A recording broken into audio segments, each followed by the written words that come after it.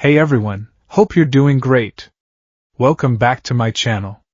In today's video, we'll dive into what if Deku became Galactus's rival instead of his Herald? Smash that subscribe button, and be sure to peek at the description below. Let's begin. The air in ground beta tasted of concrete dust and controlled chaos.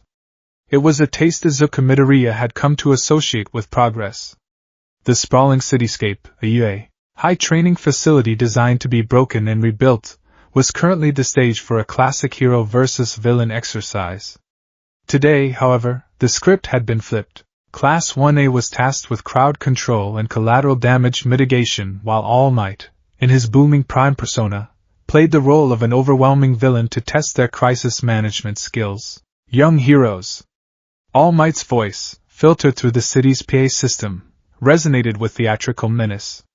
Your pathetic attempts to evacuate Sector 4 are amusing, but can you protect your citizens while also contending with me? A controlled explosion, meticulously planned by the faculty, sent a plume of harmless smoke into the air near the building where Ochako Uraraka and Tsuyu Azuri were guiding robotic civilians to a designated safe zone. Ribbit. He's really enjoying this, Tsuyu noted with a deadpan flick of her tongue. He's giving it his all to teach us a lesson. Uraraka replied, her face smudged with dirt but her eyes bright with determination. She tapped a floating piece of debris, rendering it weightless before Ida, a blue and white blur of efficiency, directed it safely to the ground. Izuku was positioned on a rooftop overlooking the main plaza, acting as a spotter and emergency response. The green lightning of One for All crackled around him, a familiar and comforting hum that felt like a second heartbeat. It was a power he was finally beginning to understand, to tame. The energy no longer shattered his bones, it flowed, an extension of his will. He could feel the vestiges within, a silent council of past users, a constant, faint presence in the back of his mind. They were quiet today, observing, their collective experience a steadying hand on his shoulder. Midoriya, report. Ida's voice crackled through his earpiece.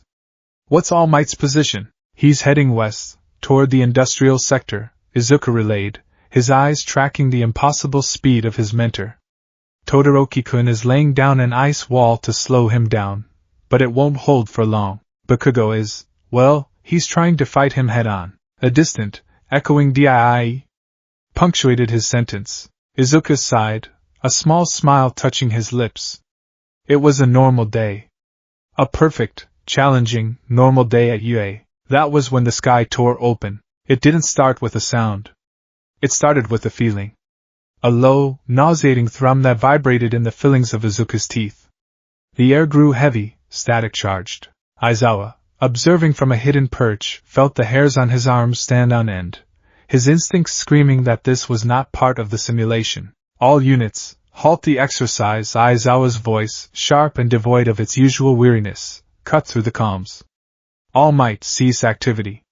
We have an unscheduled variable. In the center of the plaza, the air began to shimmer, not like heat haze, but like fractured glass. A pinprick of absolute black appeared, a void that drank the sunlight. It began to expand, not smoothly like a portal, but with violent, jagged jerks. The sound came then, a horrifying noise like the universe's canvas being ripped in two. From the tear stumbled a figure. He was gaunt, dressed in a tattered trench coat over a strange, circuit-etched bodysuit. His face was a mask of sheer panic, his eyes wide and glowing with a sickly purple light. Wires snaked from a device strapped to his chest, all of them sparking and shorting out. It's not stable. The man screamed, his voice thin and reedy. I can't close it. It's pulling everything in. This was the villain they would later know as Singularity, a desperate man whose quirk, Void Stitch, allowed him to create temporary wormholes. He had been trying to breach a bank vault from miles away, but his unregulated support gear had overloaded, tearing a hole not in space, but in the fabric of reality itself. The black tear, now the size of a city bus, began to exert a terrifying gravitational pull. Debris, cars, and the robotic civilians started sliding toward it. Everyone anchor yourselves. All Might roared, his theatrical persona gone, replaced by the genuine command of the symbol of peace. He slammed his fists into the ground, creating a shockwave that momentarily countered the pull. But the singularity was growing stronger. It was a cosmic wound, and its hunger was indiscriminate. Izuku watched in horror as a chunk of a building crumbled, and a large slab of concrete hurtled toward the spot where Uraraka was trying to pull a civilian bot free from some wreckage. Her back was to it. "Uraraka-san!" he screamed. There was no time for a calculated plan, no time to think. There was only the instinct that had been forged in him since the day he first rushed toward a sludge villain to save a friend. Save her. One for all. Full cowling surged through him at a level he rarely used outside of a real fight. 20%. The world became a blur of green light and roaring wind. He crossed the distance in a fraction of a second, a human missile of protective intent. He appeared behind Uraraka, a blur of motion. "Deku-kun?" she gasped, turning just in time to see him. He didn't have time to reply. He shoved her hard, sending her stumbling out of the slab's path.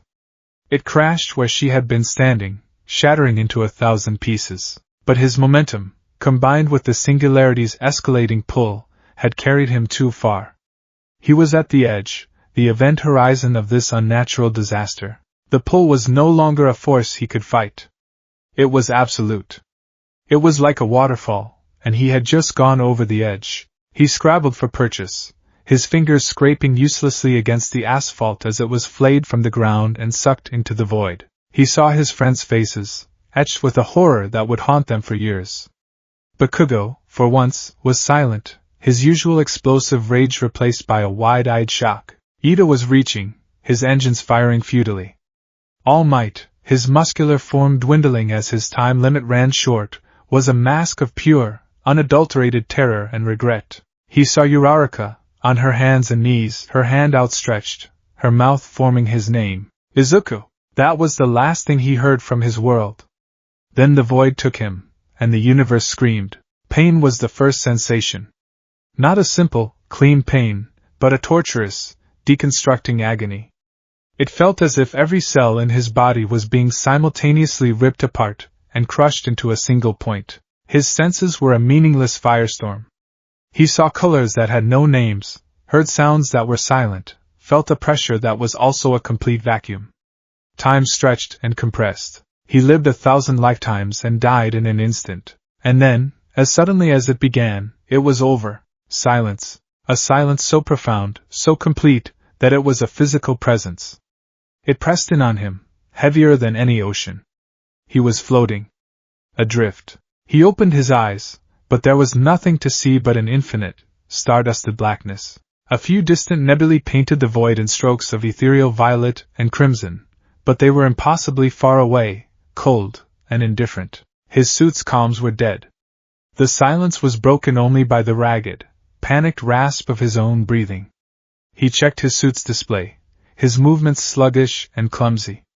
The glass of his gauntlet was cracked. Oxygen level, 12%. External temperature, -270 degrees C. Warning, multiple hull breaches detected. Panic, cold and sharp, pierced through the disorientation. He was in space. The real, unforgiving, empty space. The singularity hadn't just moved him, it had thrown him across a distance he couldn't begin to comprehend. He tried to activate One for All, to use its power to propel himself, but the energy sputtered. The green lightning that usually danced around him was a weak, sickly flicker, like a dying firefly.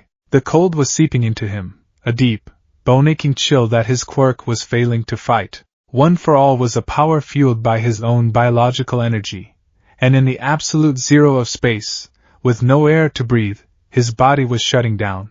Oxygen level, 8%. His lungs burned. A desperate, primal need for air that wouldn't be answered. Black spots danced in his vision. The stars began to blur. This is it, a detached part of his mind observed.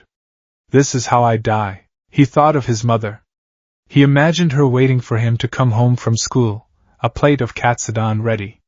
The thought was a shard of glass in his heart. He thought of All Might, of the promise he had made to him on that beach. He had failed.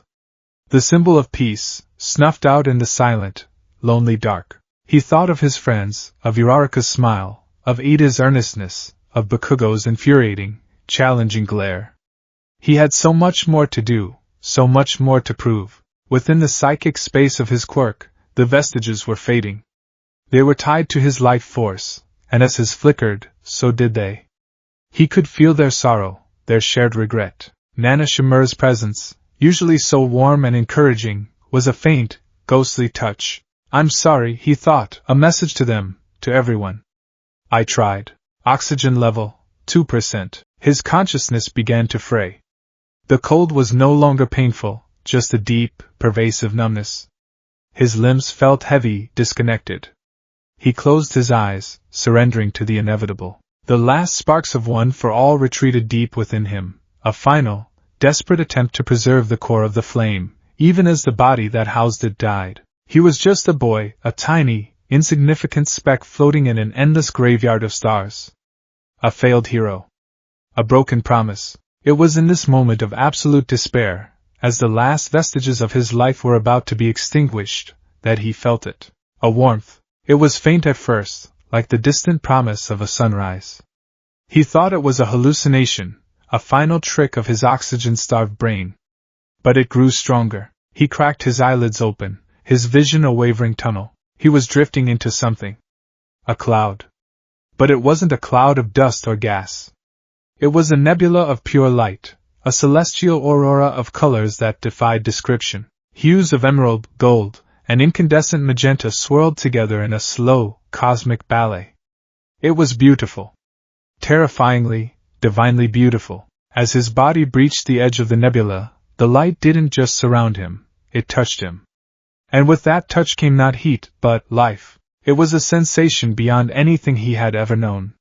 It felt like the first breath after nearly drowning, the first drop of water on a parched tongue, the first ray of sun after a long winter, all amplified 1 billion times over. It was a song, a symphony of pure, unadulterated creation. Every mote of light was a note, and every note was a universe of potential. He could feel the birth of stars, the formation of galaxies, the quiet, steady pulse of life itself. This was a wellspring of cosmic energy, a genesis seed as some ancient cosmic entities might have called it, a remnant of the positive, creative force from the Big Bang, the fundamental antithesis to entropy and decay. And it found a kindred spirit in the dying boy. Deep within Izuku, the tiny, flickering ember of one for all roared back to life. It was more than a quirk. It was a legacy, a sacred torch passed down through generations, built on the singular, selfless desire to save others. It was a concentration of hope, of will, of the very essence of preservation. Faced with this infinite ocean of life-giving energy, one for all did what it was designed to do. It reached out. The green lightning of his quirk surged from his body, no longer weak and flickering, but as a vibrant, hungry tendril. It wasn't just absorbing the energy, it was forming a symbiotic bond. The nebula's golden emerald light met the hero's green lightning, and they intertwined, weaving together into something new. A perfect fusion of mortal will and cosmic power. The influx of energy was catastrophic. It should have vaporized him, annihilated his consciousness, and scattered his atoms across the quadrant. He was a teacup trying to contain an ocean, but he was not just a teacup. He was a vessel built and reinforced by 9 generations of heroes. The vestiges, who had been fading into nothingness, were reignited by the flood of power. They became anchors, a psychic scaffold holding the fragile identity of Izuku Midoriya together against the storm. He felt Yoichi Shigaraki, the first, a man whose core was an unbreakable will to resist, providing the foundation. Hold on, kid. This is just another prison to break. He felt the second and third, their grim determination forming the walls of his sanity. He felt Hikage Shinomori, the fourth, whose intellect and caution helped him analyze and process the overwhelming sensory input. He felt Daigoro Banjo, the fifth, whose boisterous energy reveled in the power, preventing Izuku from being terrified by it. Whoa! Now that's what I call a power-up. He felt N, the sixth, his quiet resolve filtering the cosmic noise into something manageable. And he felt Nana Shimura, the seventh, her boundless compassion and love wrapping around his consciousness like a shield. She was the one who kept him from losing himself, from forgetting the boy who loved his mom and dreamed of being a hero. You are not just a weapon, Izuku. You are a heart. Remember that. Finally, he felt All Might's overwhelming presence in the quirk, the image of the symbol of peace, the ultimate ideal of heroism, giving him a purpose, a direction for this impossible new power. A hero saves people with a smile. He was being unmade and remade, atom by atom.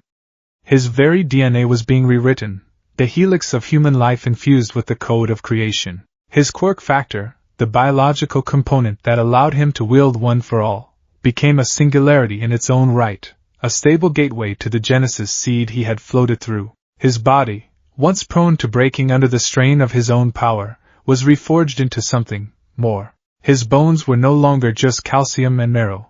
They were infused with a substance that had the durability of a neutron star.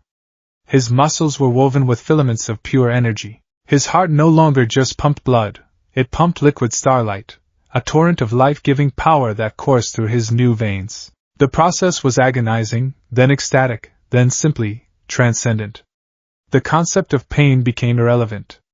The concept of a physical body felt limiting. He was Izuku Midoriya, but he was also a part of the cosmic song.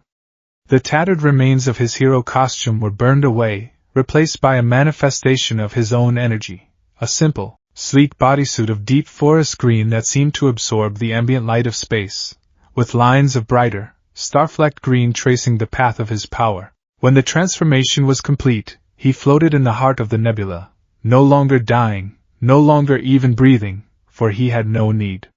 He was a living nexus of creation. He opened his eyes, and he saw everything. His vision was no longer limited to the visible spectrum. He saw the gravitational waves of a distant black hole. He saw the gamma-ray bursts of a dying hypergiant. He saw the faint, psychic echo of a civilization that had perished 1,000,000 years ago. And closer, much closer, he could feel the vibrant, chaotic, beautiful cacophony of life. Billions of unique songs from trillions of living beings, spread across the galaxy. He could feel the life force of every plant on a jungle world light years away. He could hear the collective unconscious of a hive-mind species in the next solar system. It was overwhelming, a tidal wave of sensory information that threatened to drown the newly formed dam of his consciousness. But amidst the galactic choir, he felt one specific thread. A familiar, bright, messy, wonderful melody he had known his whole life. It was a song of struggle, hope, fear, and incredible potential. It was the song of humanity. The song of quirks. The song of home, Earth. He focused on it, on the memory of his mother's face, on the feeling of All Might's hand on his shoulder. He reached for it not with his hands, but with his will, and the universe responded. Space-time warped around him, not with the violent tearing of the villain's quirk, but with a smooth, effortless fold. The infinite distances collapsed. The journey that should have taken millennia, or been simply impossible, took a single, heart-stopping moment. He was no longer floating. He was falling. Or, more accurately, arriving. Back in ground beta, only 3 minutes had passed. To the students of Class 1A, it had been the longest 3 minutes of their lives. The villain's quirk had overloaded and imploded, the singularity vanishing as quickly as it had appeared, leaving behind a horrifying silence and a gaping hole in their class. Aizawa had the scene on lockdown. The unconscious villain was secured. The students were being herded back, their faces pale with shock. Uraraka was on her knees, staring at the spot where Izuku had vanished, silent tears streaming down her face. Bakugo was punching a nearby wall, his explosion small and sputtering, his knuckles raw. Useless. I was useless. DKU. He roared, his voice cracking with a raw emotion he rarely showed anyone. All Might stood in his skeletal form, the steam pouring off him like a physical manifestation of his grief. He had failed him. He had chosen a successor, a boy with the purest heart he had ever known, and led him to his death. The weight of his failure was a physical thing, crushing his already weak body. It's my fault, he whispered, his voice raspy. I brought him into this world. Suddenly, Aizawa's head snapped upward. What is that? Everyone followed his gaze. A new light was dawning in the sky, but it wasn't the sun. It was a point of brilliant, emerald green, streaking through the upper atmosphere, growing larger and brighter with impossible speed. It was descending directly toward them. Villain attack? Kirishima yelled, hardening his arms instinctively. It's not like any quirk I've ever seen, Todoroki said, his voice tense as he prepared a wall of ice. The object didn't whistle as it fell. It hummed. A low, resonant frequency that vibrated in their chests, a sound that felt less like an object moving through air and more like a powerful chord being struck on a cosmic instrument. A sonic boom finally cracked across the sky, shattering the remaining windows in ground beta. But the sound was secondary to the sheer presence of the descending object. It was a meteor. A meteor of pure, green life. Everyone, take cover! All Might bellowed, his body instinctively trying to shift into his muscle form to protect his students. But the impact, when it came, was not what anyone expected. The green comet slammed into the center of the plaza, the very spot where the singularity had been.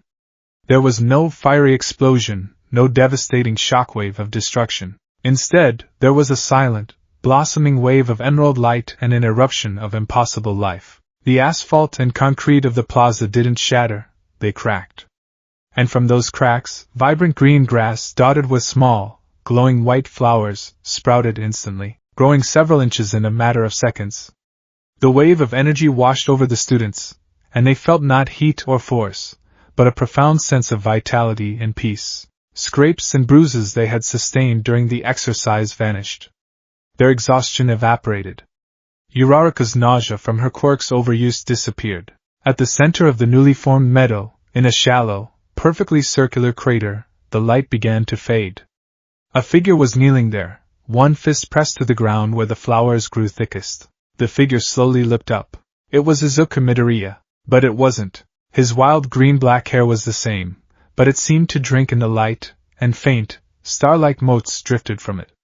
His face, usually soft and freckled, was carved with a new, serene intensity. His hero costume was gone, replaced by a seamless, dark green suit that shimmered with an inner light. But it was his eyes that made everyone freeze. His vibrant green eyes, once filled with nervous energy and tearful determination, now held the depth of nebulas. They glowed with a soft, internal luminescence, and within them swirled the light of a billion birthing stars. He looked at them, his friends, his teachers, and in his gaze was a terrifying, ancient wisdom that did not belong on the face of a 16-year-old boy. He pushed himself to his feet, his movements fluid and unnaturally silent. The grass and flowers at his feet seemed to reach for him, basking in his presence. Silence stretched across ground beta, thick and heavy with disbelief and awe. It was Uraraka who broke it, her voice a trembling whisper. Deku-kun? Izuku's gaze softened as he focused on her. A flicker of the boy they knew returned to his cosmic eyes. He gave them a small, tired, but genuine smile. I'm back, he said, and his voice was the same, yet it carried an echo of starlight and the vast, silent spaces between worlds. I'm sorry I made you worry. The silence that followed Izuku's quiet declaration, I'm back, was a fragile, crystalline thing, ready to shatter at the slightest provocation.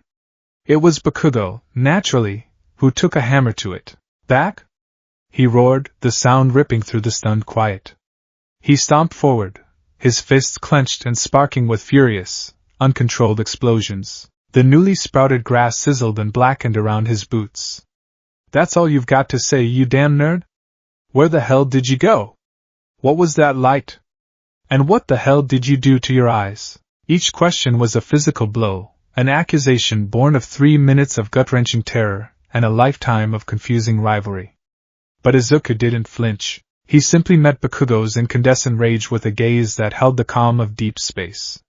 The effect was immediate and unnerving. Bakugo's tirade faltered, the sparks from his hands dying as he was confronted by something his anger couldn't touch. This wasn't the stuttering, tearful Deku he knew how to bully, nor was it the determined, grit-toothed rival he knew how to fight.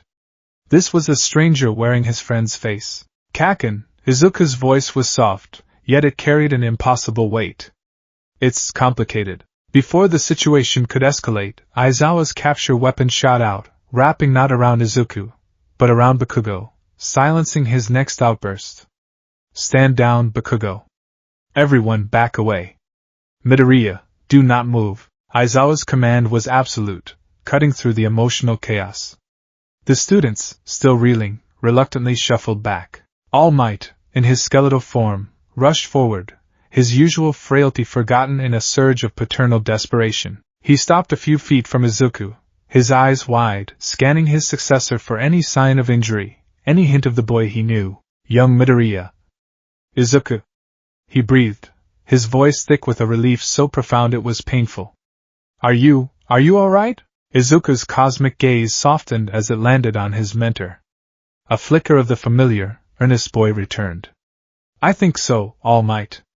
I'm just different. That was the understatement of the millennium. What followed was a swift, clinically efficient lockdown. Izuku was not treated as a returning student, but as a potential biological and radiological hazard.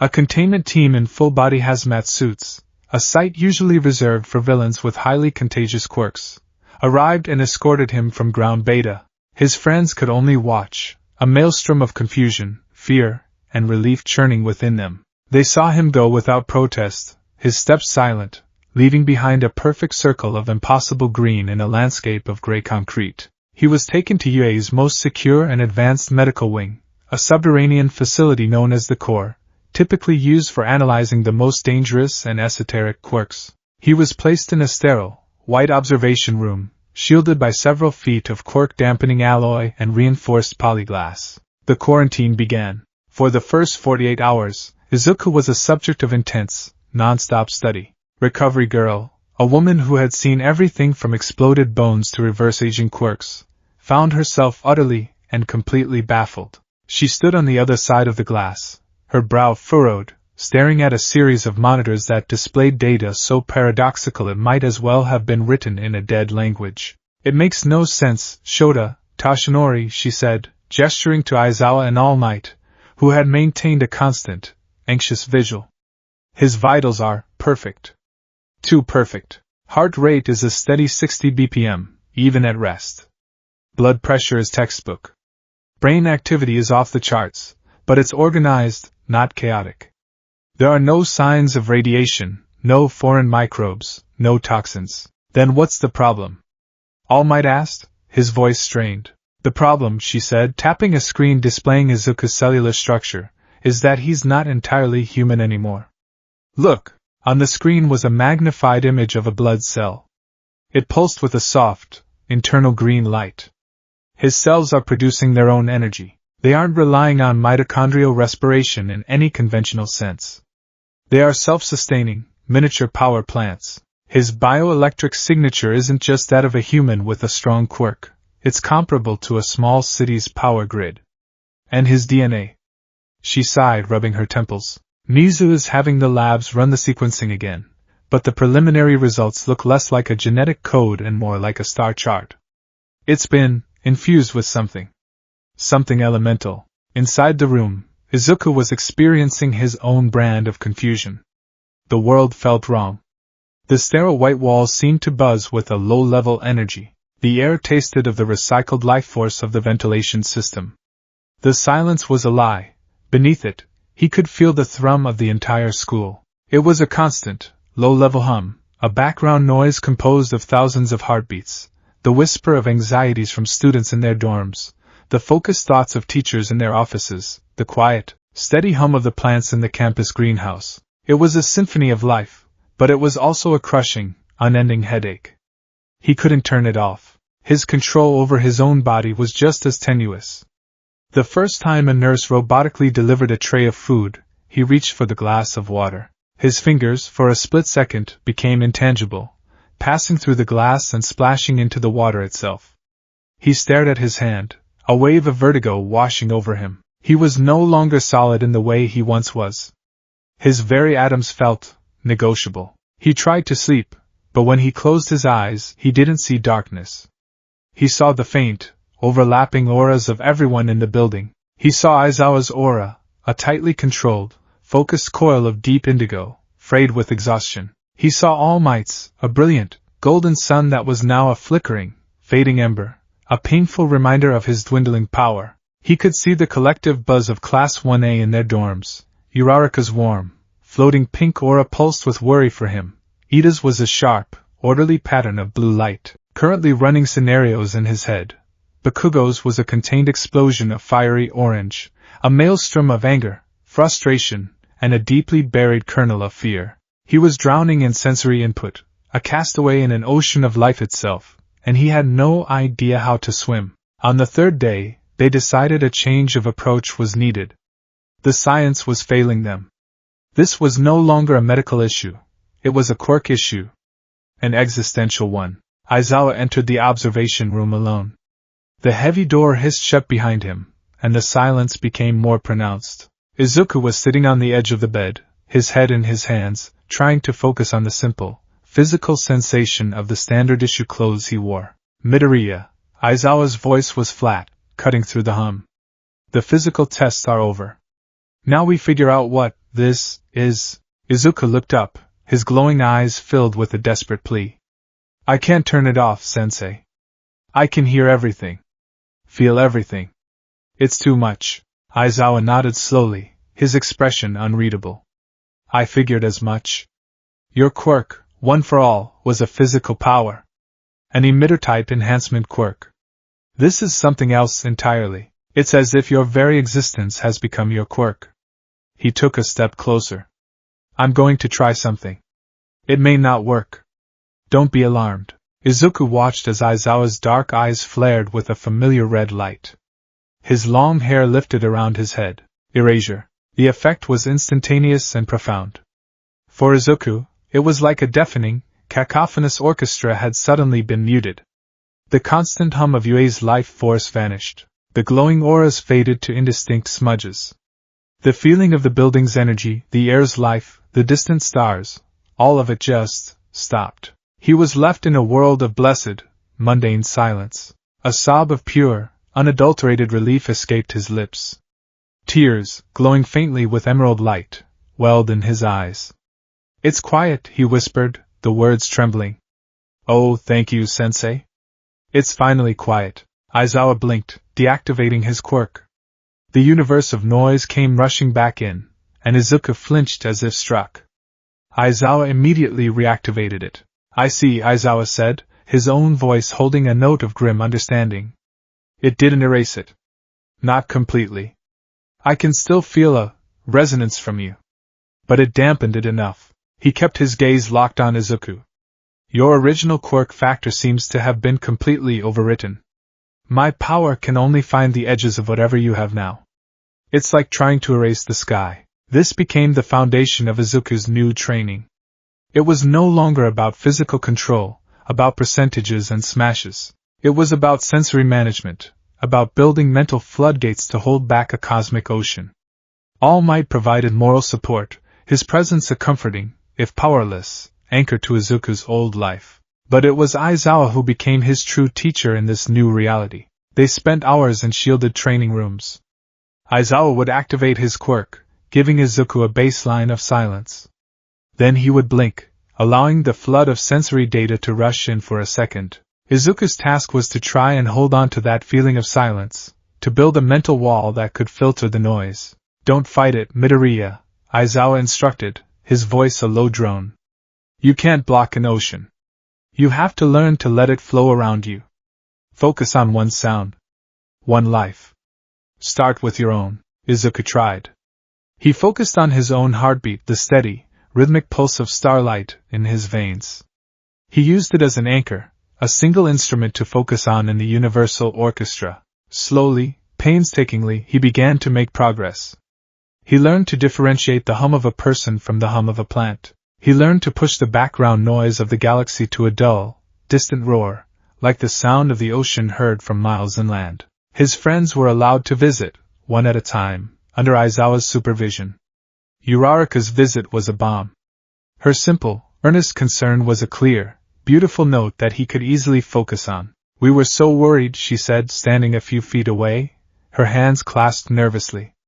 Are you really okay, Deku-kun? He managed a real smile, the first one in days. Looking at her aura, a warm, gentle light, he could isolate it, appreciate it. I'm getting there, Uraraka-san. It's just a lot to get used to. Bakugo's visit was, predictably, different. He stormed in, Aizawa's presence the only thing keeping him from grabbing Izuku by the collar. They're not telling us anything, Deku, he snarled. What the hell happened to you in that hole? You fell in one person and came out, this. He gestured vaguely at all of Izuku. Izuku looked at his childhood friend, at the explosive aura that hit a core of intense, burning anxiety. For the first time, he didn't feel intimidated. He felt a strange sort of pity. I don't have the words to explain it yet, Kakin. I'm not sure I ever will. Bakugo hated that answer. It was another wall between them, another way Deku had gotten ahead of him that he couldn't comprehend, let alone surpass. He left in a storm of frustrated silence. Weeks passed.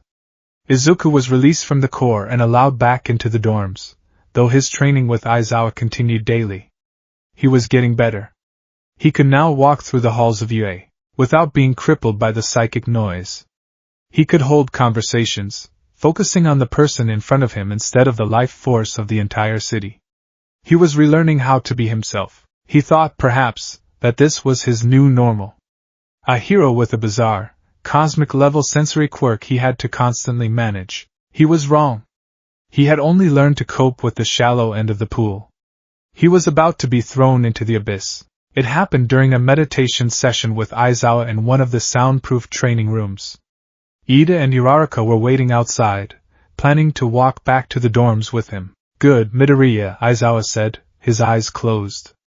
You're holding the filter steady. The ambient noise of the city is almost completely blocked.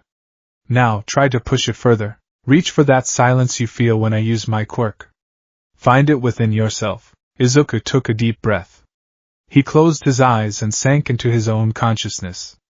He pushed past the sounds of UA, past the hum of Muzutafu, past the collective song of Japan. He reached for the quiet, for the calm he so desperately craved. And for a moment, he found it. A perfect, serene void. And in that void, a scream. It was not a sound that entered his ears. It was a psychic shockwave that detonated directly in the center of his soul. It was a chorus of absolute, mind-shattering terror. A harmony of a billion distinct voices crying out in their final moment of existence. He felt entire cities turn to dust. He felt mountains ground into powder. He felt oceans boiled away into nothingness. He felt the life force of a world, a vibrant, thriving planet teeming with sentient beings, snuffed out in an instant, like a candle flame in a hurricane. He felt their collective death. He experienced a billion lives ending at once. And then came the follow-up sensation, the source of the devastation. It was not an explosion or a natural disaster. It was a presence. A being. A consciousness so vast and ancient it defied comprehension. And it was defined by a single, overwhelming, cosmic imperative, hunger. A great hunger. A hunger not for food, but for life itself. For the energy that animates worlds. It was a presence of absolute, final entropy. The psychic feedback loop was instantaneous. The sheer scale of the death and the terrifying presence of the devourer shattered Izuku's newly constructed mental walls like sugar glass. Outside the room, Uraraka and Ida heard a muffled sound. A choked gasp. Is he okay in there? Uraraka asked, turning to Ida. Before he could answer, the door to the training room blew off its hinges, sent flying across the hall by a concussive blast of pure, uncontrolled green energy. They stared into the room in horror. Aizawa was on the ground, thrown back against the far wall, conscious but dazed, his erasure broken. In the center of the room, Izuku was levitating a foot off the floor, his body convulsing violently. A storm of emerald lightning, wilder and more chaotic than they had ever seen, erupted from him, charring the walls and cracking the floor. But it was his scream that froze their blood. It was a sound of pure, undiluted agony. A shriek that held the echoes of a billion dying souls. He's having a seizure! Ida yelled, snapping out of his shock and activating his comms. Medical emergency at Training Room Gamma. Get Recovery Girl now!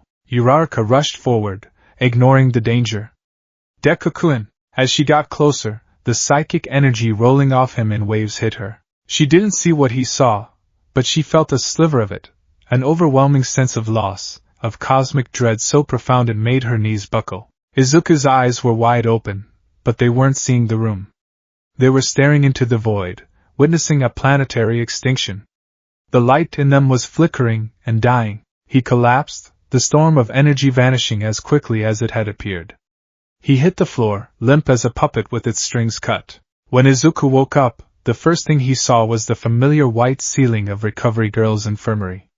The second thing he saw was the exhausted, terrified face of Toshinori Yagi, young Midoriya. Izuku, can you hear me? Izuku tried to speak, but only a dry rasp came out. All Might helped him sip some water. What happened? Izuku finally managed, his voice hoarse.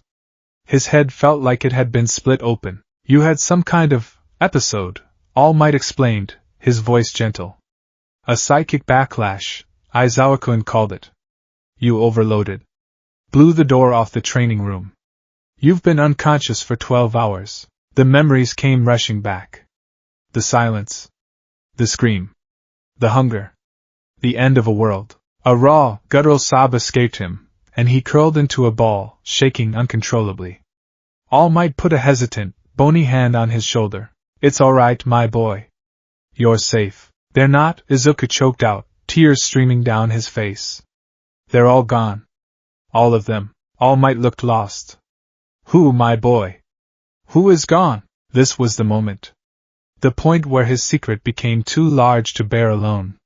He looked up at his mentor, his eyes, still faintly glowing, reflecting a horror All Might could never understand. A world, he whispered. A whole world. I heard it. I felt it. A planet, All Might. Full of people.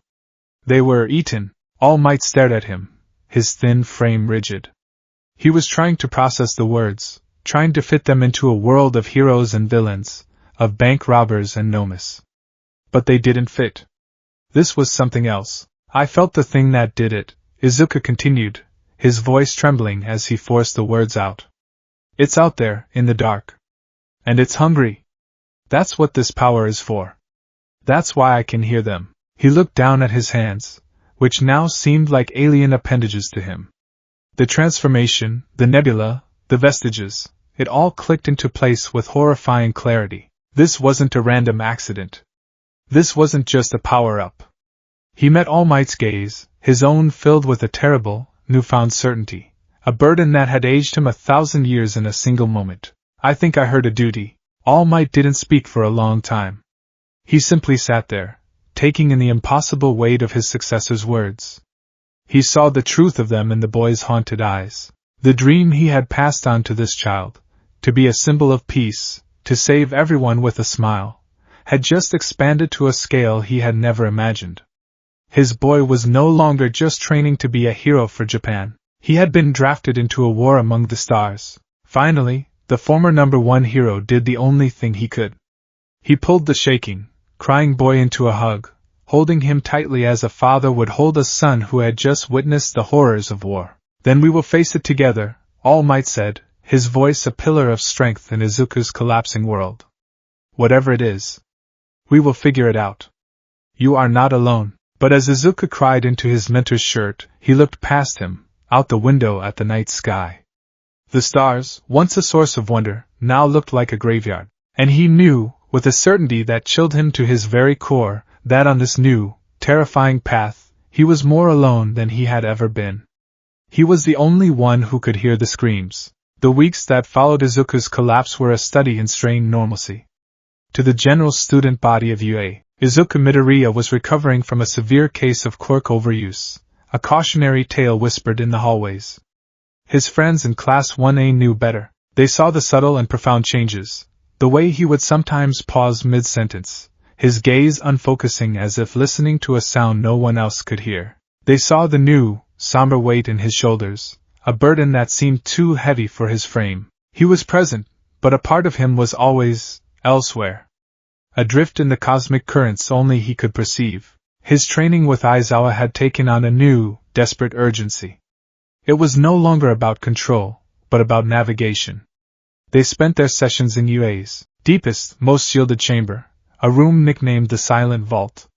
Here, Izuku would meditate, not to quiet his mind, but to intentionally open it. He learned to surf the cosmic waves of life, to distinguish the unique song of a planet from the background hum of a star system. Think of it like tuning a radio, Aizawa would say, his voice a grounding monotone in the darkness. You were overwhelmed by the static of the entire broadcast. Now, you need to learn to find a single station. Focus. Find Earth's song. Isolate it. Know it. Earth's song was a chaotic, beautiful, and utterly unique symphony. It was a billion different melodies clashing and harmonizing, the steady rhythm of the planet's core, the whisper of the winds, the roar of the oceans, and woven through it all, the vibrant, spiky, and unpredictable energy of Quirks. It was home, but the memory of the other song, the one that had been brutally silenced, was a psychic scar. It manifested as a phantom pain in his soul, a constant, low-level grief for a world he'd never known and a billion people he'd never met. Sometimes, in the dead of night, he would wake up with the echo of their final scream ringing in his consciousness, his sheets soaked in a cold sweat.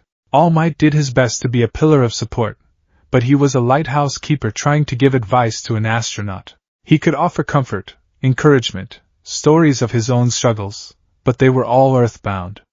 "Remember why you became a hero, my boy," he'd say, placing a reassuring hand on Izuku's shoulder. "To save people. The location doesn't change the mission." His words helped, but they couldn't erase the sheer, terrifying scale of it all. One afternoon, during a quiet moment in the 1A dorm's common room, Uraraka found him staring out the window at the clear blue sky, his expression distant. "Thinking about something?" she asked softly, holding out a cup of tea. He took it, his fingers brushing hers. For a moment, her warm, gentle aura, a soft pink glow of kindness and concern, was the only thing he focused on.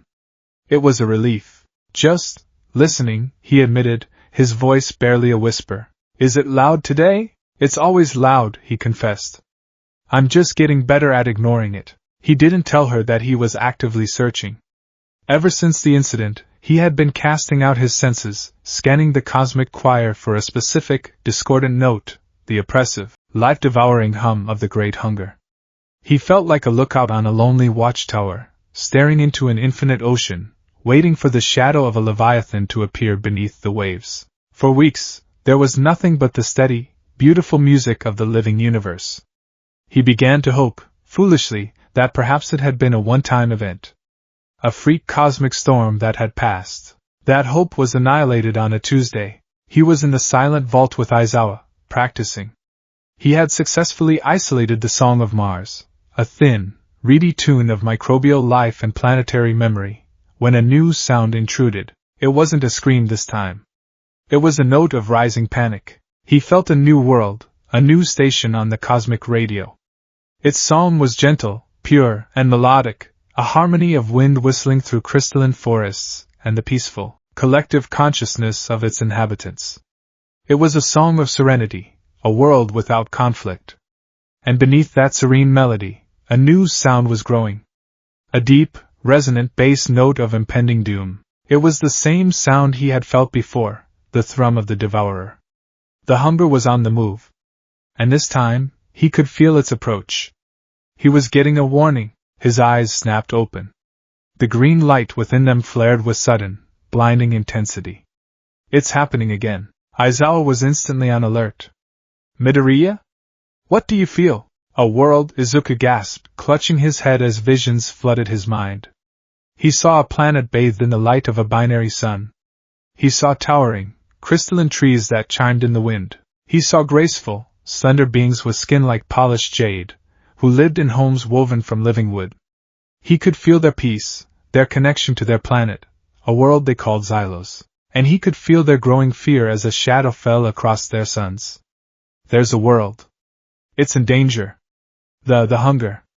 It's coming for them." He stumbled to his feet, a desperate, terrifying resolve hardening his features. He knew what he had to do. The thought was so audacious, so far beyond the scope of anything he had ever considered, that it almost paralyzed him. But the memory of a billion silent screams pushed him forward. He would not be a passive witness again. "I have to go," he said, his voice shaking but firm. "Go where?" Aizawa demanded, stepping in front of him. "Midoriya, you don't know what you're dealing with. You barely have control of these new abilities." "I know," Izuku said, meeting his teacher's gaze. The ancient light in his eyes made him look far older than his years. "But I'm the only one who can hear them. If I don't go, no one will. They'll just die." He bypassed Aizawa and burst from the silent vault, moving with a speed that was no longer just full calling. He simply moved, a blur of green that barely seemed to disturb the air. He found All Might in his office, poring over ancient texts about esoteric quirks, a futile attempt to understand what his successor had become. All Might, Izuku said, his voice leaving no room for argument. I have to go. Now. All Might looked up, saw the look on the boy's face, and his heart sank. This was it. The moment his student truly left his world behind. Where, my boy? Far away. There's another world in trouble. The thing that I felt before, it's about to attack. He looked down at his hands. I think I can get there. I can feel the way. Toshinori Yagi, the man who had faced down All for One, felt a tremor of fear he hadn't experienced in years. Fear for this boy, who was about to throw himself into a battle beyond any human comprehension. But he also felt a surge of familiar, unshakable pride. This was the heart of a true hero. Unflinching in the face of impossible odds. Be careful, Izuku, he said, using his first name. It was not a teacher speaking to a student, but a father to a son. Come back. I will, Izuku promised. He knew he couldn't just vanish. He owed his friends more than that. He found Uraraka and Ida in the dorm common room, helping Sato frost a cake. He walked in, and the casual, happy atmosphere instantly evaporated at the sight of his face. Deku-kun? What's wrong? Uraraka asked, her smile faltering. I have to go somewhere, he said, the words feeling clumsy and inadequate. It's hero work. A special assignment. I don't know how long I'll be gone. Ida pushed his glasses up his nose, sensing the gravity of the situation. Is this an official school-sanctioned mission? We have not been briefed. It's something only I can do, Izuku replied, looking at them both, trying to memorize their faces. Please don't worry. I'll be back. He turned and walked out onto the dorm's wide lawn, his friends following in confused silence. He turned to face them one last time, a small, sad smile on his lips. Take care of everyone, and then he let go. He released the mental filters, the dams he had so painstakingly built. He opened himself up to the universe.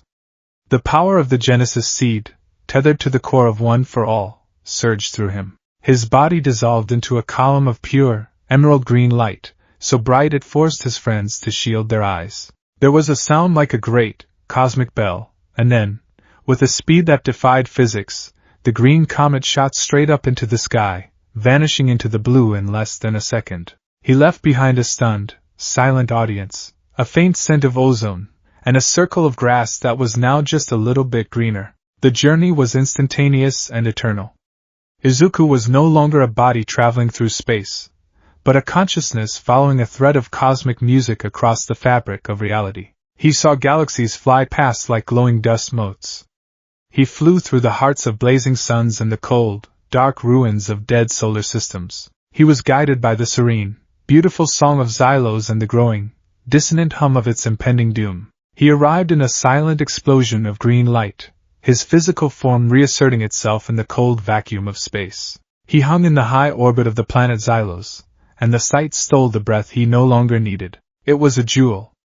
A world of swirling, opalescent clouds, continents of deep, forest green, and oceans of shimmering sapphire. The light of its twin suns, one gold, one silver, refracted through the planet's crystalline forests, making the entire world seem to chime with a soft, ethereal light. He could feel its life, a peaceful, harmonious collective consciousness, a world that had never known war or hate.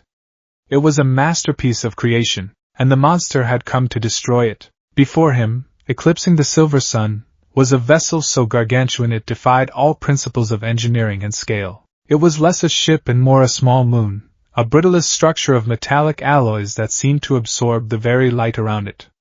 The world ship, TA-2. It was a prelude, an appetizer for the main course, and there, floating between the ship and the helpless planet, was its master, Galactus. Izuku had felt his presence, but the reality of him was a physical blow. He was a titan, a god, a being carved from the stuff of creation itself. His purple and blue armor was not mere metal, it looked like captured nebulas and solidified cosmic rays. His helmet, with its iconic stoic visage, hid a face that had witnessed the death of a universe. His eyes were not eyes. They were twin pools of infinite hunger, voids that promised utter annihilation. He was a law of nature given form, as inevitable and as impartial as gravity. From the underbelly of TA2, a colossal machine was descending. A series of metallic tendrils and energy conduits. It was the planetary energy converter, the instrument of death. It moved with a slow, inexorable purpose toward the beautiful world below, preparing to sink its fangs into the planet's core and drain it of all life. The people of Xylos were panicking. Their peaceful, harmonious song had become a frantic, terrified shriek in Izuku's mind. They had no weapons, no concept of fighting. They were simply watching their end arrive. Izuku knew, with absolute certainty, that he could not fight this thing. A punch from One for All, even at 1,000,000%, would be less than a mosquito bite. To fight Galactus with physical force would be like trying to punch a hurricane. But he wasn't here to fight.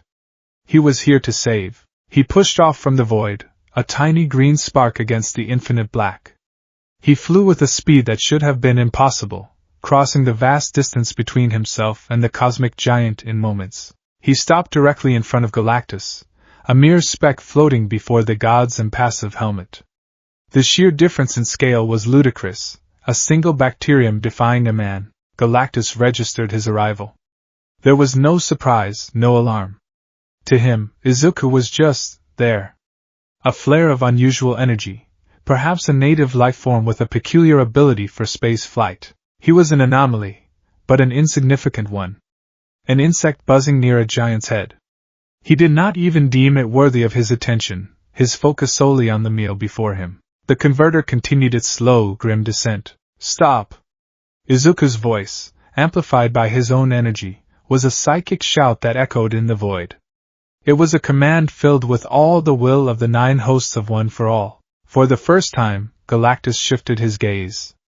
His head, a construct the size of a skyscraper, tilted down an infinitesimal degree. He saw the tiny creature, glowing with a vibrant, emerald energy. An energy he had never encountered before. It felt vital. Alive. The opposite of the energy he craved. He still did not speak. He merely observed, his mind processing this new data with the cold logic of a cosmic computer. The insect had a loud buzz, but it was still an insect. The converter was now only miles from Xylos's atmosphere. The psychic screams of the inhabitants were a deafening torrent in Izuku's head. He had to act. He couldn't fight. He couldn't block. He had to try something else. An idea, born from the core of his quirk, a power meant to be given away, blossomed in his mind. If Galactus fed on the end of life, what if he was force-fed the beginning of it? He closed his eyes, ignoring the terrifying giant before him. He reached out, not with his hands, but with his very soul. He connected with the life force of Xylos, with its collective consciousness, with its planetary core. He felt the world's terror, and he responded with a single, focused thought, a concept learned from the symbol of peace. I am here. Then he opened the floodgates. He became a conduit, a living channel for the Genesis seed energy that had remade him. He pulled on that infinite wellspring of creation, and using the core of One for All as a focusing lens, he poured it not at the planet, but into it. It was not an attack. It was an offering. A transfusion of life on a planetary scale. The effect was instantaneous and breathtaking. Xylos began to glow. A soft, emerald light bloomed from its core, shining through its sapphire oceans and green continents. On the surface, a miracle was occurring. The crystalline forests began to grow at an impossible rate, their chiming becoming a thunderous chorus. In the planet's barren deserts, lush, vibrant jungles erupted from the sand in seconds. The oceans churned, not with destruction, but with new, burgeoning life. The very air crackled with vitality. He was supercharging the planet's life force, pushing it into an unnatural, explosive state of hypergenesis. The peaceful song of Xylos became a defiant, roaring anthem of life unbound. The planetary energy converter, now just moments from making contact, suddenly sputtered. Its sensors, designed to lock onto and drain stable life energy, were overwhelmed by the sheer, chaotic output. Alarms, silent in the vacuum of space, blared on the bridge of TA2. The energy readings were off the charts, fluctuating wildly, and possessed a creative, positive polarity that the converter was fundamentally incompatible with. To Galactus, the sensation was utterly alien. The delectable, life-sustaining energy he had been about to consume had suddenly become rancid. It was too rich, too vibrant, too alive. It was like a starving man being offered a meal of pure, uncut poison. The very energy he needed for sustenance had been rendered indigestible, even toxic, by its sheer, overabundant vitality. Galactus recoiled. It was not a movement of pain, but of pure, instinctual shock and revulsion. His immense form shifted back, away from the glowing, defiant world. His connection to his own machine was severed. The converter, its purpose thwarted, retracted slowly back toward the world ship. The Eater of Worlds had been turned away from his meal. Not by force, not by a weapon, but by a gnat who had made the planet itself into anathema. For the first time in millennia, Galactus was truly surprised. The gears of his ancient, cosmic mind turned, focusing entirely on the tiny green speck floating before him. This was not an insect. This was an impossibility. A force of pure creation standing in defiance of a force of pure consumption. A positive to his negative. A beginning to his end. His voice, when it came, was not sound. It was a wave of psychic force that washed over Izuku, a voice that had commanded stars and silenced galaxies. It resonated in every cell of Izuku's remade body, a question that was also a demand for the universe to explain itself. What are you? Izuku met the god's fathomless gaze, his own small form radiating a defiant, unwavering light. The fear was still there, a cold knot in his stomach, but it was overshadowed by the fierce, burning core of his being, the singular drive that had set him on this path from the very beginning. He gave the only answer he knew, the truest thing in the universe. A hero. The silence that followed was heavier than any planet. Galactus, the devourer of worlds, the force of cosmic entropy, simply stared at the boy who called himself a hero. He saw no deception, no arrogance. Just a simple, impossible truth. He had encountered gods, celestials, and beings of pure energy. He had faced armies and armadas. But he had never faced this. An ideology given form. With a slowness that seemed to stretch time itself, Galactus turned. His worldship shimmered, its engines powering up. He was not fleeing. He was retreating, withdrawing to ponder this cosmic anomaly, this defiant spark that had dared to stand in his way, and, impossibly, succeeded. As the TA-2 and its master faded into the void, Izuku was left alone, floating in the silent darkness. Below him, the planet Xylos shone with a renewed, vibrant life, its song of terror replaced with a chorus of overwhelming, psychic gratitude that washed over him, soothing his frayed nerves and replenishing a fraction of the immense energy he had expended. He had done it. He had saved them. He looked out at the stardusted canvas of space, at the spot where the cosmic god had vanished. He hadn't won a fight. He had declared a war of ideals, and he knew, with a chilling certainty, that this was only the beginning. The Eater of Worlds now knew his name. Within the silent, sterile heart of the worldship TA-2, Galactus contemplated. He did not pace or fume. Such human expressions of agitation were beneath a being who was a force of nature. He simply was, a mountain of cosmic power seated upon a throne that was less a piece of furniture and more a nexus of unimaginable energies. His vast consciousness, which could simultaneously perceive the birth of a quasar and the dying breath of a microbe a galaxy away, was focused on a single, irritating anomaly, the boy. The energy he had wielded on Xylos was an affront to the natural order. Galactus was entropy. He was the necessary, inevitable end that cleared the cosmic slate, allowing for a new beginning in the next universal cycle. His hunger was not a choice. It was his function, as immutable as the law of gravity. He was the cosmic winter that followed the autumn of a universe's life. This boy, this hero, was a rogue spring. An anti-entropic force that did not merely preserve life but actively, aggressively, and unnaturally amplified it. The energy of Xylos had not just become inedible. It had become a sour, discordant note in the grand, silent symphony of existence that only he could truly hear. It was wrong. He was not a villain thwarted by a hero. He was a fundamental constant of the universe confronted by a variable that should not exist.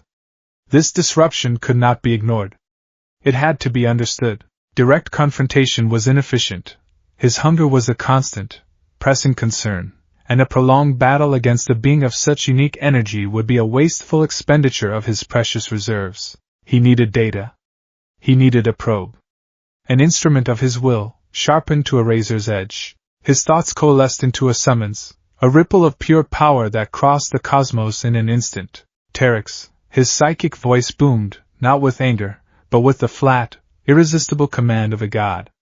Attend me. Light years away, carving a path of fear through the Corbinite sector, a figure kneeling on a meteor of his own making looked up. His form was that of a powerfully built man, his skin the color of slate, his eyes burning with a cold, cruel light. He held a massive, double-bladed axe that hummed with a fraction of his master's own power. This was Terex the Tamer, once Tyros of Lamlac, a tyrant given a universe to terrorize. He had been cast out for his rebelliousness, but the tether of the power cosmic remained. When Galactus called, he had no choice but to answer. A wave of cosmic energy enveloped him, and in the space between one moment and the next, he was gone from the Corbinite sector and kneeling on the cold, metallic floor of TA-2, dwarfed by the seated form of his former master. You summoned me, Lord Galactus, Terex said, his voice a low, gravelly rumble. He kept his head bowed, but there was an undercurrent of arrogant pride in his tone. He was being called upon when the Silver Surfer, that weak-willed philosopher, was not. This was a chance to prove his superiority, to regain his station. There is a new power in the universe, Galactus stated, his voice echoing in the cavernous chamber. A pest. A spore of unnatural creation that has interfered with my purpose. Terex's lip curled into a sneer. Give me its name, master, and I shall grind it, and its world to dust. It is not a world. It is a being. It calls itself a hero. The information was relayed psychically, a flash of green light, a defiant, youthful face, a planet made toxic with life. Terex's sneer deepened. This was the threat? This child? A flea with a bright light. Allow me the honor of swatting it for you. Your purpose is not merely to destroy, Galactus corrected, a hint of cosmic impatience in his tone. This being's energy is an unknown. It is a creative force that opposes my own. I require data. You will engage it. You will force it to reveal the nature and limits of its power. Test it. Understand it. Galactus paused, his fathomless eyes glowing with cold purpose. If you cannot understand it, extinguish it. Do not fail me again, Tyros. The use of his old name was a deliberate barb, a reminder of his past failures and his current, diminished status. Terex's knuckles whitened on the haft of his cosmic axe. It will be done, master. Another wave of energy washed over him, this one imprinting a set of coordinates on his mind, the location of the unique energy signature left behind by the boy. With a nod, Terex turned, mounted a newly formed shard of the ship's hull, and rocketed out into the void, a living weapon aimed at the heart of the universe's newest mystery. Izuku was adrift. After the monumental effort of saving Xylos, he had retreated into the silent space between star systems, trying to process what had happened. He had faced a god and survived. He had saved a world. The psychic chorus of gratitude from the Xylosians had been a warm, healing balm, but it couldn't erase the terrifying memory of Galactus's sheer presence. He was a being of impossible scale and power, and Izuku had only inconvenienced him. He hadn't defeated him, he just spoiled his dinner. He floated in the darkness, allowing his remade body to slowly replenish its energy from the ambient light of distant stars. He could feel the vestiges within him, no longer faint presences but vibrant, active partners in his new existence. They were as awed and terrified as he was. That was bigger than any villain I ever faced, he felt Nana Shimura whisper in his mind. Be careful, Izuku. That being wasn't evil. It was just hungry. Its function is anathema to ours, Yoichi Shigaraki added, his voice a steady, analytical hum. Our power is to preserve, to pass on. His is to consume, to end. We are cosmic opposites. This conflict was inevitable from the moment you were remade. Izuku knew they were right. He was trying to figure out his next move. Should he return to Earth? The journey had been instinctual, a desperate leap. Could he do it again so easily? Or should he stay out here, a lonely guardian, trying to anticipate Galactus's next move? He was a hero without a map, in a territory larger than he could have ever conceived. He decided to move, to explore, to try and understand the feel of this new universe he was now a part of. He focused on a distant, faint song of life, a cluster of inhabited worlds in a neighboring galaxy, and began to follow the melody, a silent green comet streaking through the interstellar void. He never reached his destination. His cosmic senses, which were growing more acute by the hour, suddenly screamed a warning. Something was approaching fast. It wasn't a ship. It was a being, radiating an energy that was both powerful and familiar. It was a colder, sharper, more violent version of the energy that poured from Galactus himself. The power cosmic. A projectile, a jagged piece of dark rock the size of a small car, shot past his head, missing him by inches. It was a warning shot. He stopped, his own green aura flaring to life as he turned to face the threat. Terex the Tamer arrived on his stone surfboard, pulling up a few hundred yards away. He was everything Galactus was not, expressive, radiating arrogant power, his face set in a cruel smirk. He looked Izuku up and down, his gaze filled with dismissive contempt. "So you are the Spore," Terex rumbled, his voice grating like stone on stone. "I must admit, I am underwhelmed. I expected something more than a lost child playing with fireflies." Izuku's stance became defensive. The vestiges were shouting warnings in his head. This being was dangerous. Incredibly so. "I don't know who you are," Izuku said, his voice steady despite the adrenaline, or its cosmic equivalent, surging through him. "But if you're with Galactus, I don't want to fight you." Terex laughed, a harsh, ugly sound. "You have no choice in the matter. The Master wishes to know what you are. I am here to dissect you, piece by piece, until he has his answers." He gestured with his axe toward a nearby celestial body. "That moon. It is barren, lifeless. A fitting place for your end. Let us not clutter the void." He shot off toward the pockmarked gray moon, expecting Izuku to follow. Izuku hesitated for only a second. If a fight was unavoidable, it was his duty as a hero to ensure there was no collateral damage. This dead moon was as good an arena as any. With a grim sigh, he followed, his green aura a stark contrast to the lifeless gray of their chosen battlefield. They landed on opposite sides of a large crater, their feet touching the thick gray dust in perfect silence. The moon had no atmosphere, but sound was irrelevant to beings like them. "You serve him," Izuku stated, his voice a psychic projection. "The one who destroys worlds." "Why? I serve power, boy." "As all sensible creatures do," Terex retorted, planting the butt of his axe on the ground. "Galactus is the ultimate power. He is the rightful end of all things. Your pathetic attempts to save dying worlds are like a child trying to shore up a sandcastle against the tide.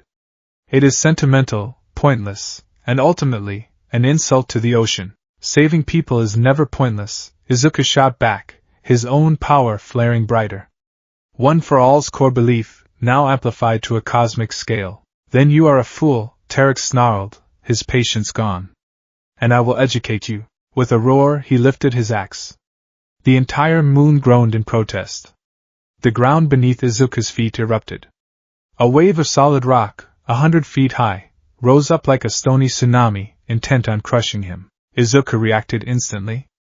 Full cowling, at a percentage he couldn't even calculate anymore, surged through him. He became a blur of motion, easily evading the rock wave, which crashed down with enough force to create a new canyon. But Terex was just warming up. He swung his hand, and a storm of razor-sharp shards of rock, each one harder than diamond, flew at Izuku from all directions. Izuku didn't try to dodge. He brought his hands together, weaving the Genesis energy into a solid construct. A dome of shimmering, emerald light formed around him, the shards pinging harmlessly off its surface. Terex's eyes widened slightly. Energy manipulation. Defensive. He changed tactics. He slammed his foot down, and the gravity of the moon itself warped. Izuku suddenly felt as if he weighed 1,000 tons. His body slammed to the ground, the dust pluming around him. The pressure was immense, enough to crush a main battle tank. But Izuku's body was no longer just flesh and bone. It was a vessel of cosmic, creative force. Gritting his teeth, he pushed back, his own aura flaring violently. He was fighting not with muscle, but with pure life energy, pushing against the artificial gravity field. With a final, guttural yell, he shattered it, leaping back to his feet. Terex was relentless. He pulled a massive asteroid from a nearby orbit, a mountain of rock and ice, and hurled it down at Izuku. Izuku looked up at the descending mountain and knew he couldn't simply block it. This was a test of raw power. He planted his feet, drew back his fist, and felt the power of One for All, the legacy of 9 heroes, merge with the infinite wellspring of the Genesis seed. St. Louis. Smash! He roared, his voice a psychic boom that echoed across the silent moon. He punched upward. The force that connected with the asteroid was not merely physical. It was a concussive blast of pure life. The asteroid didn't just shatter. The rock was pulverized into dust, and the ancient ice within it instantly sublimated into a massive, temporary cloud of vapor that briefly gave the dead moon an atmosphere. Terex stared, his smirk finally gone, replaced by a scowl of genuine annoyance. Incredible raw power. Energy projection. Matter disintegration. The data was being collected, but the fight was becoming an insult. You have tricks, Spore, Terex growled. But you fight like a brawler. You lack artistry. Allow me to show you. He abandoned the large-scale attacks and came at Izuku directly, his cosmic axe held high. He moved with a speed that rivaled Izuku's own, a gray blur against the gray landscape. He swung the axe, and Izuku was forced to create a barrier of light just to survive. The axe bit deep into the energy shield, causing it to crackle and spark. This was the true test. Izuku realized he was completely on the defensive. He couldn't land a blow on this seasoned cosmic warrior. He was dodging, blocking, but he was losing ground. Terex was a master of his power, using the very ground they stood on as a weapon, creating shifting walls, tendrils of rock that tried to ensnare Izuku, all while pressing his attack with the axe. Then Izuku had an idea. It was a desperate, insane gamble, a complete reversal of his opponent's strategy. Terex was using the deadness of the moon against him. So Izuku would use his own life against Terex. As he dodged another axe swing, he slammed his open palm onto the sterile, gray dust. Bloom, he whispered, and the moon bloomed. Where his hand touched, a circle of vibrant green moss spread out with impossible speed.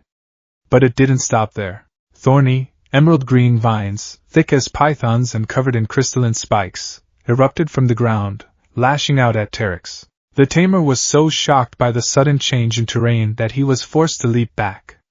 The dead moon, his perfect weapon, was being turned against him. What is this foulness? He roared, cleaving through a dozen vines with a single swing of his axe. But for every one he cut, 2 more grew in its place, fed by the endless wellspring of Izuku's energy. Izuku pressed his advantage. He ran across the burgeoning, alien jungle, no longer just a participant in the fight, but the creator of the battlefield itself. He slammed his hands on the ground again, and the very dust, infused with his power, began to change. It wasn't just flora. Crystalline structures, glowing with a soft green light, grew like jagged mountains, creating a confusing, razor-sharp maze. He turned the sterile dust into explosive pods of condensed life energy, which detonated like grenades when Terex came near. The battle had turned. Terex, the master of rock, found himself a stranger on his own chosen ground, which was now teeming with a violent, chaotic life that obeyed another's will. His rage reached its zenith. Enough of these games! He bellowed. He rose into the air, his body glowing with the full, untamed might of the power cosmic. He held his axe aloft, and it began to shine with a terrible, dark energy. You want to create? Then watch as I unmake everything. He swung the axe down, not at Izuku, but at the moon itself. It was not a physical blow. The axe unleashed a wave of cosmic energy, a ripple in reality designed to shatter the moon's core. Izuku saw the attack coming and knew his vines and crystals couldn't stop it. This was the end of the fight. He had to meet it. But he knew deep down, he couldn't overpower it. The power cosmic was a fundamental force of the universe. He was a newcomer, an anomaly, so he wouldn't overpower it. He would connect with it. As the wave of dark energy washed toward him, he didn't raise his shield. He didn't prepare a punch. He stood his ground, closed his eyes, and reached out with his senses. He could feel the cold, hungry energy of Galactus in the attack, but he could also feel the being channeling it. He focused on Terex. He pushed past the rage, past the arrogance, past the power cosmic that coated him like a shell, and underneath it all, he found a memory. A flickering ember of a life before servitude. He found Tyros of Lanlac. Instead of a barrier of force, Izuku projected a field of pure Genesis energy. It was not a defense. It was an invitation. When the wave from the cosmic axe hit it, it didn't explode. It was absorbed, and the connection flowed both ways. Izuku's consciousness, carried on the wave of his own power, shot into Terex, and he showed the tamer what he had found. Terex's mind was suddenly ripped from the dead moon and thrown back across time and space. He was no longer Terex, Herald of Galactus. He was Tyros, dictator of the city-state of Burge on the planet Lanlac. He stood on the balcony of his stone citadel, looking out at the city he had carved from the rock, at the twin spires that pierced the ochre sky. He could feel the grit of the Lanlacian stone beneath his feet, a feeling he hadn't truly remembered in centuries. He could see the faces of his people, cowed and subservient, but his people. This was his world, his kingdom. He was a monster, yes, but he was their monster. He saw the sky before the great shadow fell. Before the world ship arrived. He remembered the feeling of planetary terror, the helplessness as Galactus appeared, a god of endings. He remembered being chosen, being offered power beyond his wildest dreams in exchange for his loyalty. He had accepted without hesitation, sacrificing his world to gain a universe. The vision, amplified by Izuku's life-giving energy, was not just a memory. It was a resurrection of feeling, the profound, soul-crushing grief for his lost home, a grief he had buried for eons under layers of rage and arrogance, came rushing back. The grand power he wielded suddenly felt like a gilded cage. The title of tamer felt like a mockery. What had he tamed?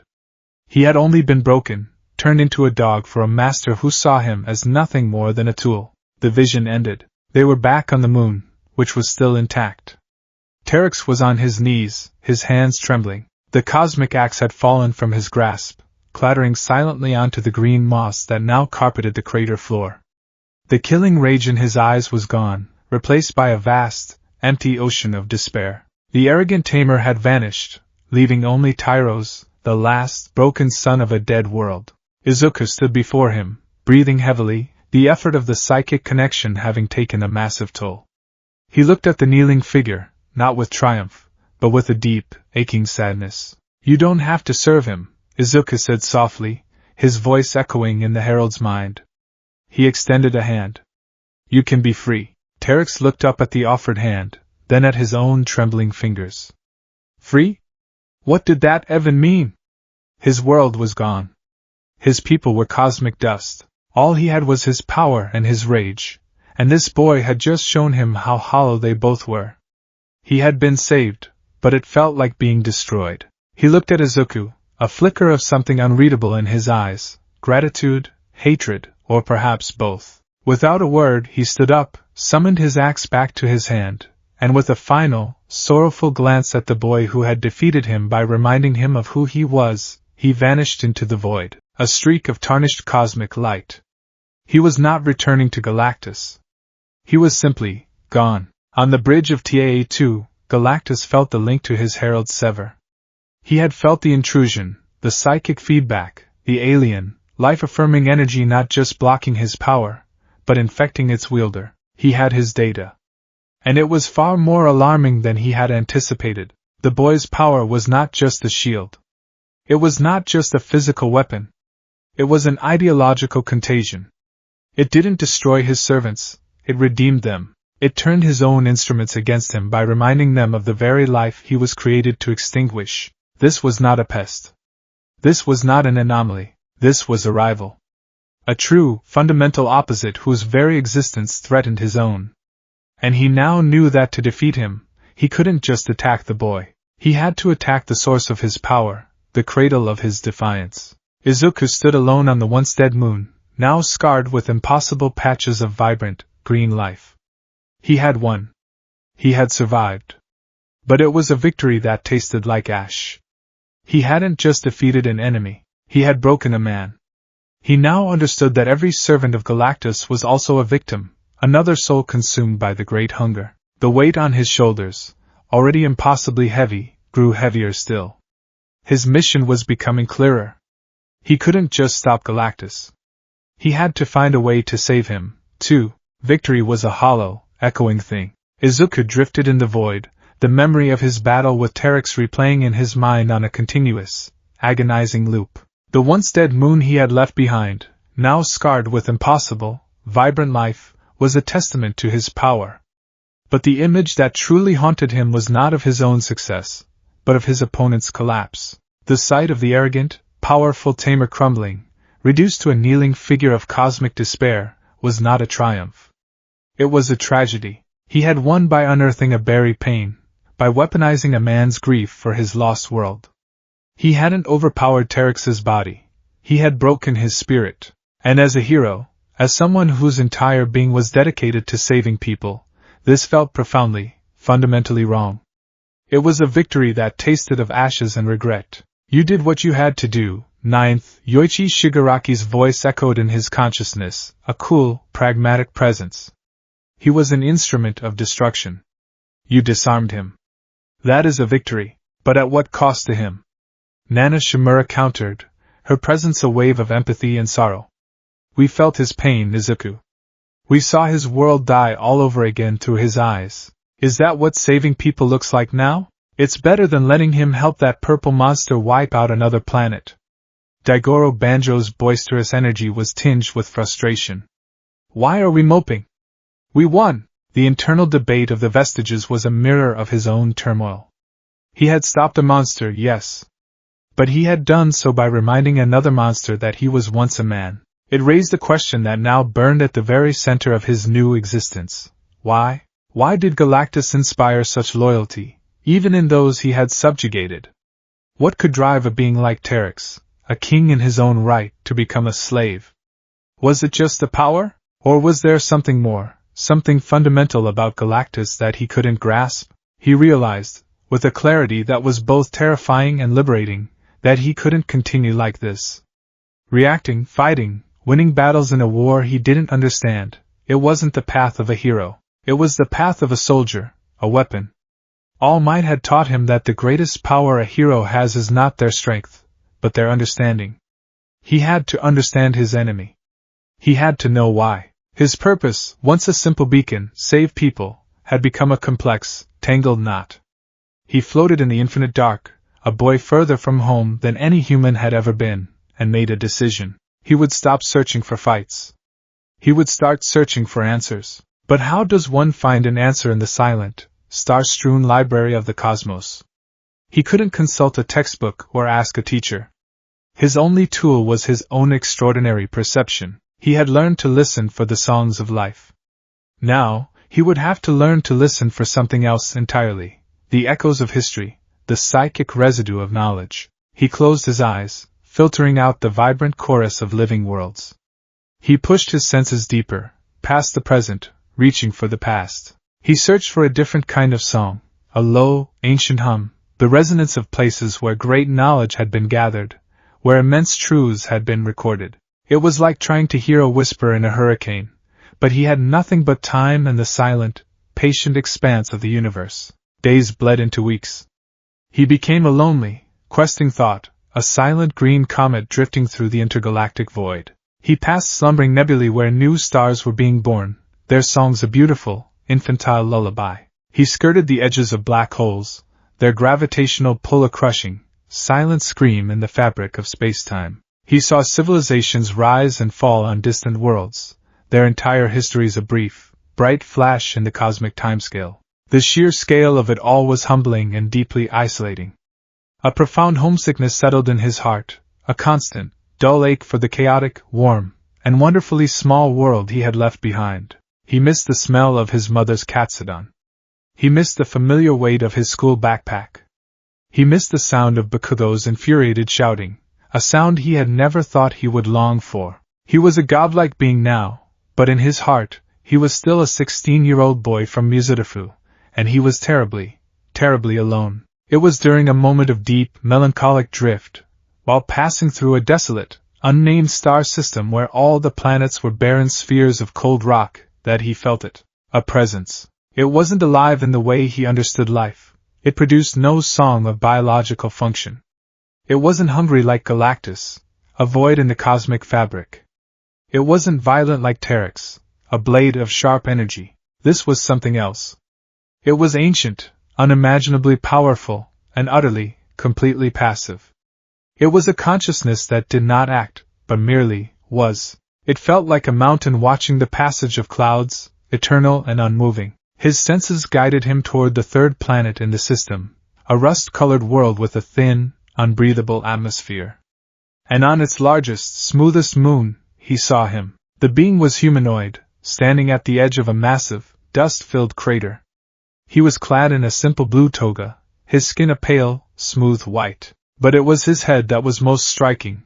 It was massive, bulbous, and completely bald, his face dominated by enormous, white, pupilless eyes. He held no weapon, radiated no overt power, yet Izuku could feel that the being's potential energy dwarfed his own, dwarfed perhaps even Terex's. The being was simply standing there, his immense gaze fixed on a distant, dying galaxy.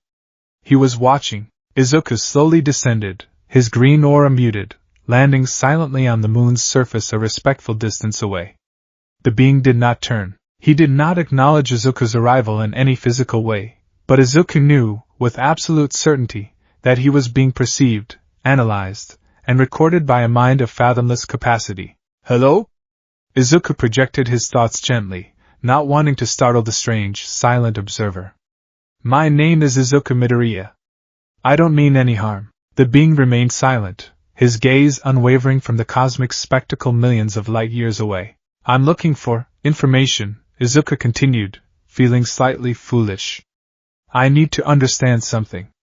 A being named Galactus. I need to know why he does what he does. Can you help me?" For a long moment, there was nothing but the profound, crushing silence of the dead moon. Izuku began to think the being couldn't or wouldn't hear him. Then, with a slowness that seemed to bend time, the being turned his massive head. His huge, white eyes, which held the accumulated knowledge of aeons, settled on Izuku. There was no malice in his gaze. No curiosity. No pity. There was only observation.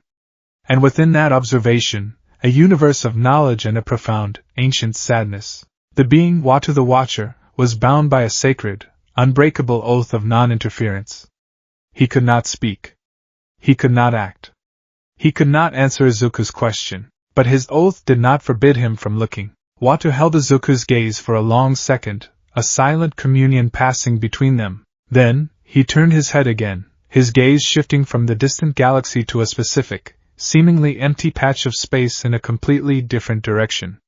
He just looked. He held his gaze there for 10 full seconds, his focus absolute. It was not a casual glance. It was a deliberate, meaningful act. He was pointing, not with a finger, but with the entire force of his cosmic attention. Then, just as slowly, he turned his head back to his original vigil. His silent interaction with Izuku concluded. The message, however, had been delivered. He had not interfered. He had merely observed a particular sector of space while Izuku happened to be present. Izuku understood.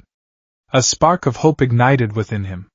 "Thank you," he projected, bowing his head slightly to the silent god. He turned and looked in the direction Watu had indicated. He saw nothing but the usual smattering of distant stars. But now he knew where to listen. He focused his senses on that single point in the void, and this time, he heard it. Beneath the silence, there was a hum. An impossibly ancient, orderly, and complex psychic resonance. The echo of a billion thoughts. The song of pure information. He had his heading. With a final, grateful glance at the Watcher, Izuku became a streak of green light, rocketing toward the whisper he had been seeking. The journey took him across another galaxy, to a system orbiting a stable, ancient white dwarf star. As he drew closer, the source of the psychic hum became visible, and it was a sight more incredible than any living world he had yet seen. It was a planet. A perfect sphere, not of rock or gas, but of a single, flawless, translucent crystal. It glowed with a soft, internal white light, the stars' rays refracting through its crystalline structure, casting spectacular rainbows into the void. This was not a natural formation, it was a construct of impossible artifice. Veins of silver, gold, and light pulsed deep within the crystal's core, like the neural pathways of a gargantuan brain. This was the Library of Worlds, a repository of knowledge created by a long-vanished race, a planet-sized memory crystal that had psychically recorded the history of the universe. As Izuku approached, a soft, melodic chime resonated in his mind, a query. The library was sentient, and it was asking for his credentials, his right to access its knowledge. He had no password, no key, he only had himself. He projected his own identity toward the planet, his name, his purpose, and a pulse of his unique Genesis energy. The effect was immediate. The library's chimes shifted from a query to a tone of welcome, of recognition. His energy, the pure, positive force of creation, was something the library understood. It was a kindred frequency. A port on the crystalline planet's surface, previously invisible, irised open, revealing a tunnel of swirling, liquid light. It was an invitation. Taking a deep breath, Izuku flew inside. He was not in a physical space anymore. He was floating in an infinite, non-physical realm of pure information. Thoughts, memories, and historical events swirled around him like currents in an ocean of light. He could feel the entire history of the cosmos, from the Big Bang to the present, all at once. It was a power and a scope of knowledge that made his own cosmic senses feel like a child's picture book. A gentle, disembodied consciousness, the library's own intelligence, addressed him. Seeker. You carry the spark of the first song. What knowledge do you ask of us? I need to know about Galactus, Izuku projected, his voice small in the vastness. Everything. The library's consciousness paused, a silence that felt like it was contemplating the weight of his request. That is a heavy truth. To know it is to be changed by it. Are you prepared? I have to be, Izuku replied, his resolve firm. Very well. To know the end, you must first witness the beginning. Look, the universe of light around Izuku coalesced. It was no longer an abstract sea of data. It was a vision. A direct, first-person psychic experience. He was no longer Izuku Midoriya. He was somewhere else, someone else. He was on TA. The world was a paradise beyond human imagining. Cities of gleaming silver spires pierced clouds of rose and gold. Flying vehicles hummed through the air on silent, anti-gravity lanes. The air itself felt charged with intellect and peace. The Titans were a humanoid race, tall and graceful, their lives dedicated to science, art, and exploration. It was the apex of mortal civilization, the final, brilliant bloom of a dying universe. He was Galen, a scientist and explorer. He could feel Galen's love for his world, his pride in its achievements, his deep affection for his life-mate, his family. He experienced the peace and the wonder of TA. Then, he felt the dread. A creeping sickness was infecting their universe. Not a plague of the flesh, but a plague on reality itself. Stars were guttering out. Galaxies were decaying. A wave of cosmic entropy, the final contraction of their universe before the end, was consuming everything. The Titans, for all their genius, could not stop the end of all things. Izuku experienced Galen's desperation. He watched as his world slowly died, as his people succumbed to the encroaching cosmic radiation. He felt Galen's final, insane, heroic gamble. As the last Titans perished, Galen piloted their greatest starship, a vessel of exploration, directly into the heart of the cosmic egg, the singularity into which all the matter of his collapsing universe was being drawn. He would meet his end with defiance, flying into the crucible of creation itself. The vision shifted. Izuku was Galen, at the helm of his ship, plunging into the fiery heart of a universe being born and dying in the same instant. The pain was absolute. His body was unmade. His consciousness was torn apart. But it was not annihilated. He felt another presence in the cosmic egg with him. The sentience of the universe, the abstract consciousness of the previous reality, emerged with him, a dying god seeking a mortal anchor to survive the transition. Then came the Big Bang. Izuku experienced the birth of a universe from the inside out. He felt the explosion of all matter, all energy, all time and space, from a single point. The agony of his own deconstruction was replaced by the ecstasy of cosmic creation. He was no longer Galen. He was something new, something forged in the heart of Genesis, an heir to a dead reality. He incubated for billions of years inside his remade starship, evolving, changing, growing into his new form. When he finally emerged, he was no longer a man. He was a god, a being of purple and blue armor, a creature of unimaginable power, but he was born with a terrible emptiness. A hunger. A gnawing, all-consuming need for energy, a need that could not be sated by stars or nebulas. It required a specific, potent form of energy, life energy. The vision shifted again. Izuku witnessed the new universe through Galactus's eyes.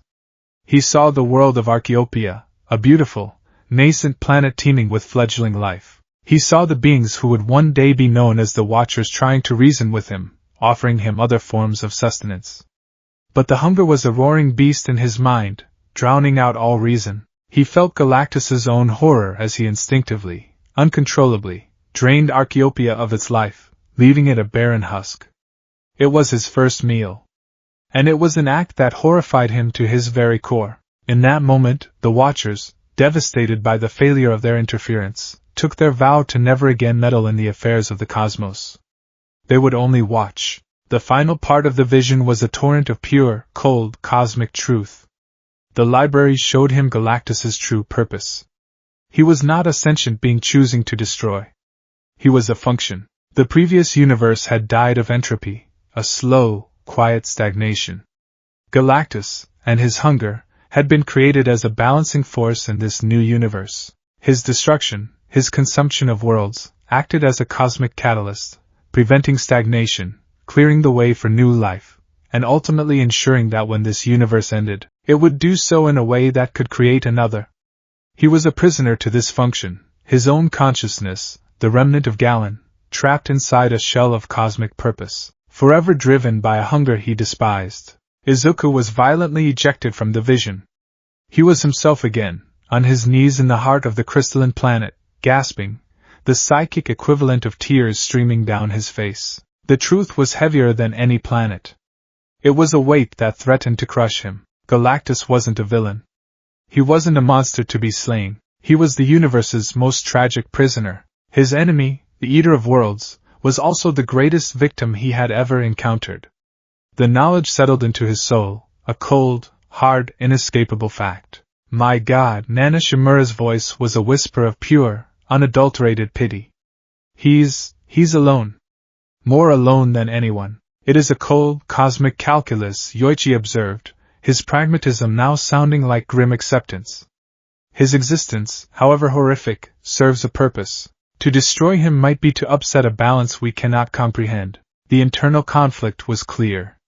To kill Galactus would be to execute a prisoner. To let him continue would be to condemn countless worlds to death. It was an impossible ethical dilemma, a trolley problem on a cosmic scale. Izuku Midoriya, the boy who wanted to save everyone, looked at the two choices before him, murder or genocide, and rejected them both. His heroic nature, the very core of his being that had driven him to rush toward the sludge villain so long ago, saw a third option. It was an insane, arrogant, and utterly impossible option, but it was the only one a hero could choose. A true hero doesn't just defeat the villain. They save the person trapped inside. He had seen Galen of Ta. He had felt his nobility, his love, his sacrifice. That man was still in there, buried beneath eons of hunger and cosmic duty. His new power, the Genesis energy, the spark of the first song. It was the antithesis of the entropic hunger that drove Galactus. He had used it to make a planet toxic to Galactus. He had used it to heal the spiritual wound of a Herald. What if he could use it to heal the hunger itself? What if he could cure the disease instead of just fighting the symptoms? He got to his feet, his body trembling, not with fear, but with a terrifying, sacred new resolve. The path before him was no longer about winning a war. It was about performing a surgery on the soul of the universe itself. I won't defeat Galactus, he swore, his voice a psychic vow that echoed in the heart of the Library of Worlds.